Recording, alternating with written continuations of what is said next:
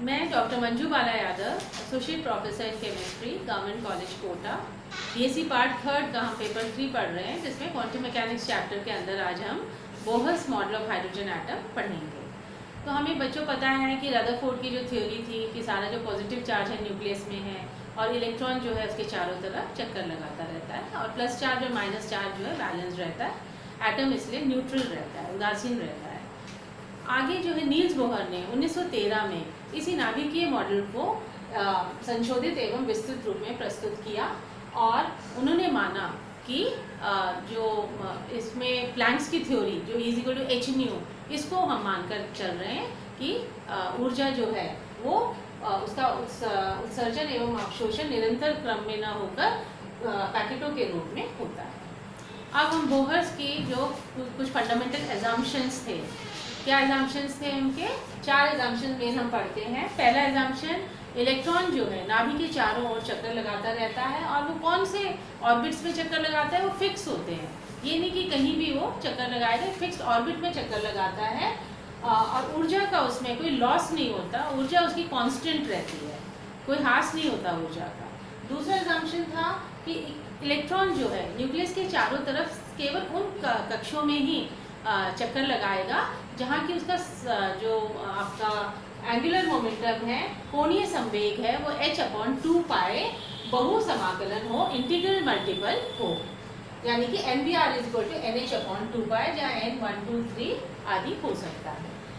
Third point था कि स्थायी ऑर्बिट्स जो हैं उनकी ऊर्जा भी फिक्स होती है, एनर्जी लेवल जितने भी हैं आपके न्यूक्लियस के चारों तरफ आपके n=1 2 3 4, उनकी एनर्जी भी जो है वो निश्चित होती है, फिक्स होती है।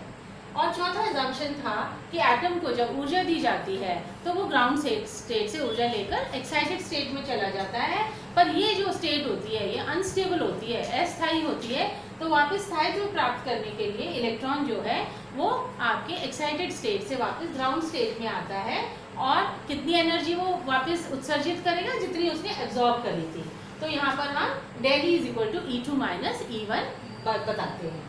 अब हाइड्रोजन एटम को समझाने के लिए बोहर्स ने, जो कि 1 इलेक्ट्रॉन सिस्टम है, हमें पता है हाइड्रोजन का जो एटॉमिक नंबर है 1 है और यानी कि उसमें 1 इलेक्ट्रॉन है और 1 ही प्रोटॉन है।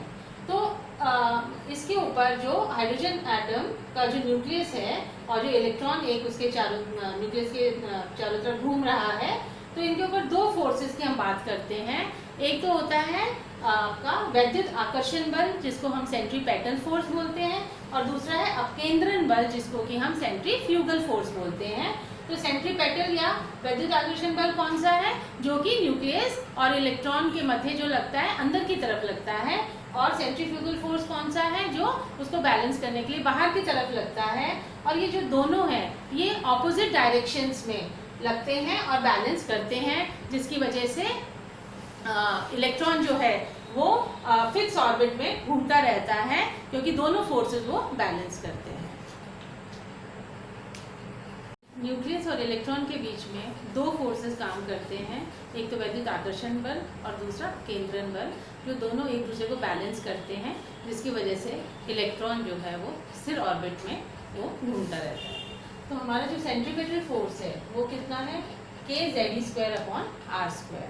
और सेंट्रीफ्यूगल फोर्स जो बाहर की तरफ फोर्स कर दे रहा है वो mv²/r। सेंट्रीपेटल फोर्स अंदर की तरफ फोर्स जो हो रहा है और सेंट्रीफ्यूगल फोर्स जो बाहर की तरफ फोर्स हो रहा है, दोनों आपस में बैलेंस कर रहे हैं। तो अगर r एक कट जाएगा तो हमारा रिलेशन आ जाएगा Ze²/r = mv²। CGS अगर हम यूनिट लेते हैं तो उसमें k का मान जो है वो 1 के बराबर आता है, तो हमारे पास ये रिलेशन आ गया। अब हम पहले ही कह चुके हैं कि इलेक्ट्रॉन न्यूक्लियस के केवल उन कक्षों में ही घूमेगा जहां उसका कोणीय संवेग mvr =NH/2π है। तो इसको अगर हम स्क्वायर कर दें पूरे इस इक्वेशन को, तो हमको ये मिलेगा।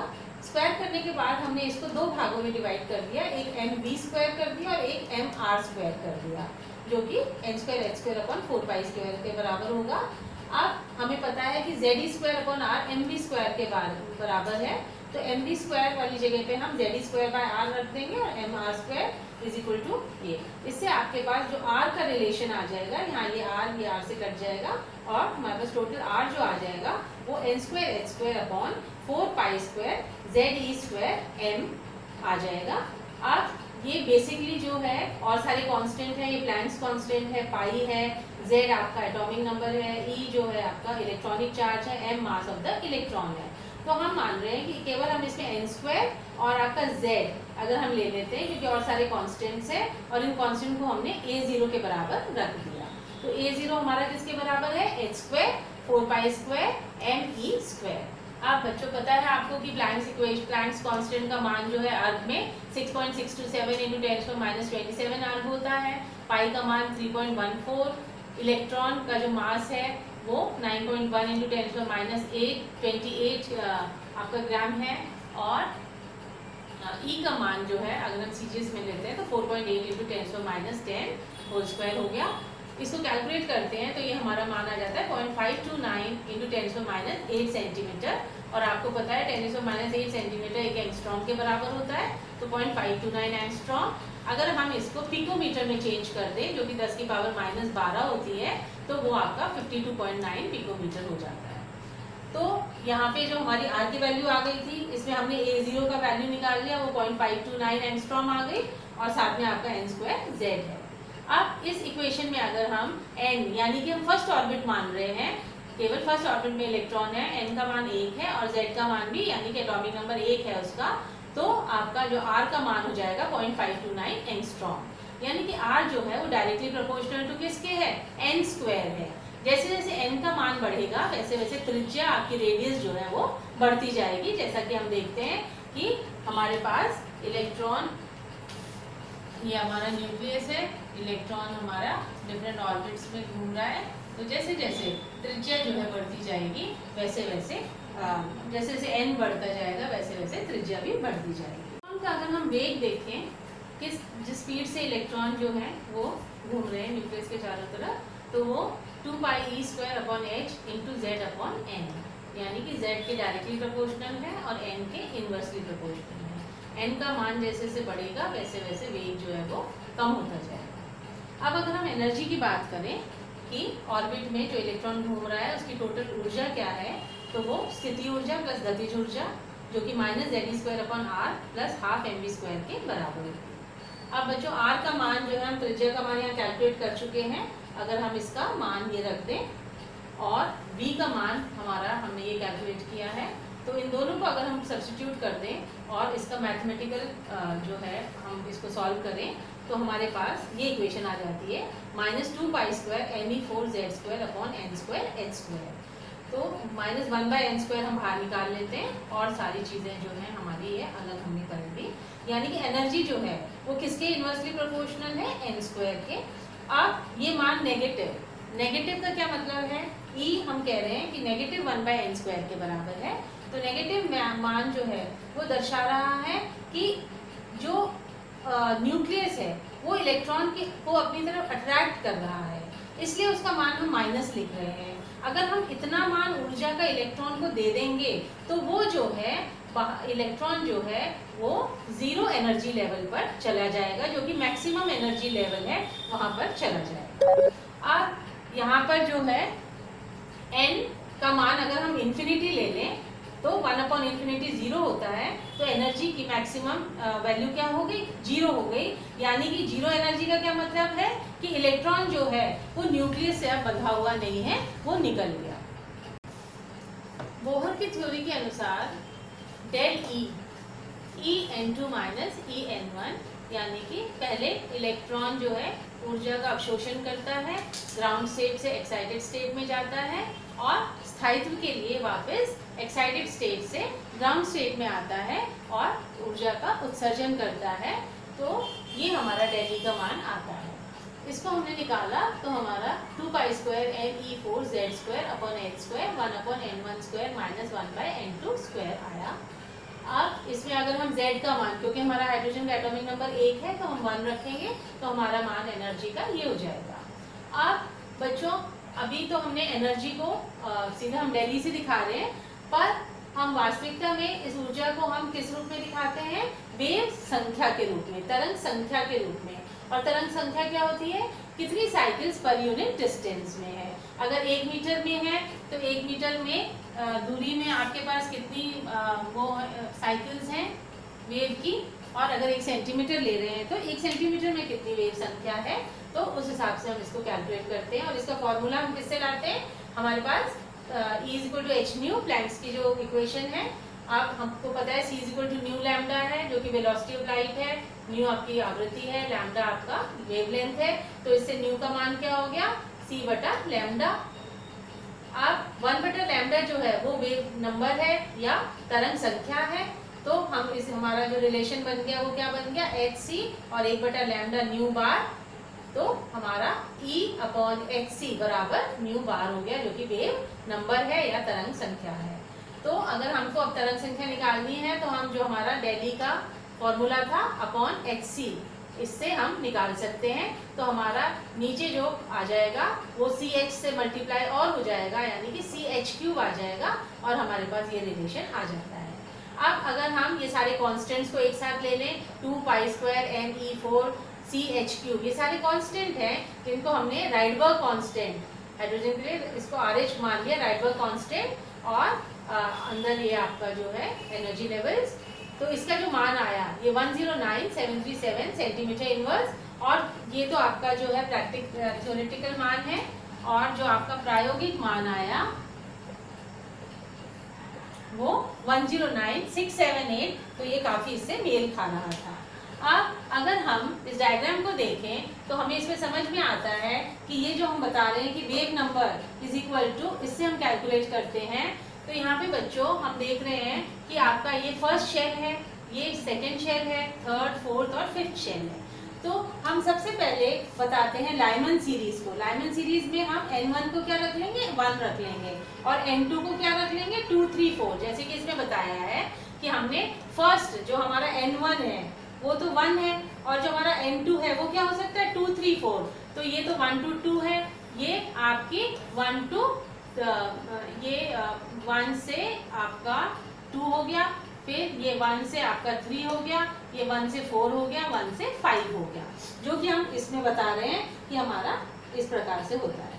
तो ये जब इसकी लाइन स्पेक्ट्रा देखा गया तो इसमें जो वेवलेंथ देखी गई, इसकी तरंग दैर्घ्य देखी गई, तो वो तरंग दैर्घ्य कौन सी रेंज में आ रही थी? अल्ट्रावायलेट रेज में मैच कर रही थी। हमको पता है कि अल्ट्रावायलेट रेज जो है वो आपकी हम 380, वैसे तो 100 से 400 बोल देते हैं, ऐसे 380 नैनोमीटर तक होती है, और 400 से 800 हम फिर दृश्य रेंज रीजन को मानते हैं, और 800 नैनोमीटर से ऊपर हम अवरक्त यानी कि IR को मानते हैं। अब हम अगर दूसरा देखें बार्मर सीरीज, बार्मर सीरीज कहती है कि N1 2 है आपका, तो N1 2 रख दिया, और N2 जो है वो 2, 3, 4 कुछ भी हो सकता है। और यहाँ पर जो हमको लाइन स्पेक्ट्रा मिला उसमें जो वेवलेंथ थी वो आपका जो दृश्य रीजन है उससे मैच करती है। और इसी प्रकार से अगर हम पैशन सीरीज लें, पैशन सीरीज जो है वो N को 3 से हम शुरू कर रहे हैं, और N2 को आपका 4, 5, 6। तो इसमें जो आप लैम्डा देख रहे हो वो आपकी 1875 और 1282 नैनोमीटर है, जो कि 800 नैनोमीटर से ऊपर है, यानी कि आपकी इंफ्रारेड रीजन में है। और इसके आगे हम पढ़ेंगे ब्रैकेट और पी फंड, इसमें भी इसी तरह से N1 इसमें 4 होगा, और N2 5, 6, 7, और पी फंड में 5 और 6, 7, 8, ये भी सारे IR रीजन में होंगे। इस थ्योरी में ये काफ़ी हद तक बोहर्स की थ्योरी जो है वो समझा पाई हाइड्रोजन एटम का एनर्जी और सारा जो सिस्टम था न्यूक्लियस का, इलेक्ट्रॉन का। पर जब इसको इस थ्योरी को मल्टी इलेक्ट्रॉन सिस्टम पर लगाया गया तो वहाँ पर कुछ कमियां पाई गई, मतलब ये नहीं समझा पाया, तो कुछ इसमें करेक्शंस करी गई। बोहर्स थ्योरी में कुछ हम साथ में, मतलब बाद में जो साइंटिस्ट ने काम किया उन्होंने कुछ करेक्शंस किए, और वो करेक्शन, सबसे फर्स्ट करेक्शन ये था कि बोहर ने माना था कि न्यूक्लियस तो रेस्ट पर है, पर इलेक्ट्रॉन जो है उसके चारों तरफ चक्कर लगा रहे हैं।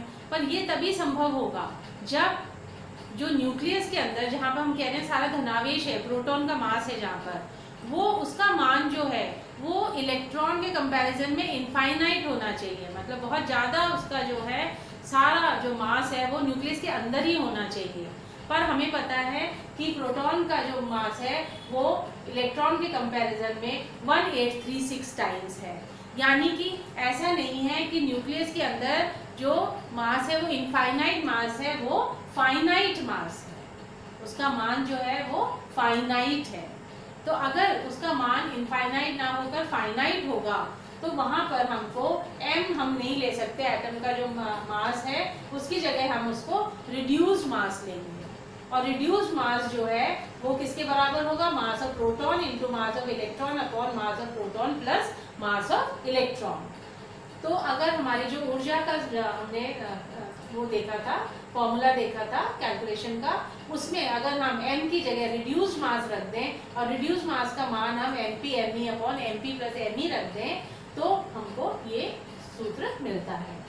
अब बच्चों ये जो है हमने कहा कि बोहर ने कहा कि न्यूक्लियस तो रेस्ट पे और इलेक्ट्रॉन चक्कर लगा रहा है, पर हमने कहा कि ये तभी पॉसिबल है जबकि सारा मास इलेक्ट्रॉन न्यूक्लियस के अंदर हो, पर ऐसा नहीं पाया गया। इसका मतलब जो वास्तविक मॉडल है वो मॉडल क्या कहता है कि एक सेंटर ऑफ मास है, एक सेंटर ऑफ मास है जिसके चारों तरफ जो है वो न्यूक्लियस भी रोटेट कर रहा है और इलेक्ट्रॉन भी रोटेट कर रहा है।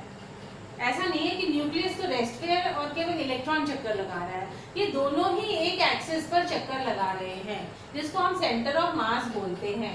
और जो छोटा ऑर्बिट है जिसका रेडियस कम है वो न्यूक्लियस का है, और जो बड़ा ऑर्बिट है जिसमें रेडियस ज्यादा है वो इलेक्ट्रॉन का ऑर्बिट है। इसको हम इस तरह से भी समझा सकते हैं कि अगर ये हमारा सेंटर ऑफ मास है और ये हमारा इलेक्ट्रॉन है जिसका मास छोटा m है और प्रोटॉन का मास कैपिटल M है, तो इसका जो रेडियस होगा वो r1 है और इसका जो रेडियस है वो r2 है, और ये दोनों एक ही एंगुलर वेलोसिटी से जो है मूव कर रहे हैं। इनका जो एंगुलर वेलोसिटी कोणीय संवेग है उससे सेम है,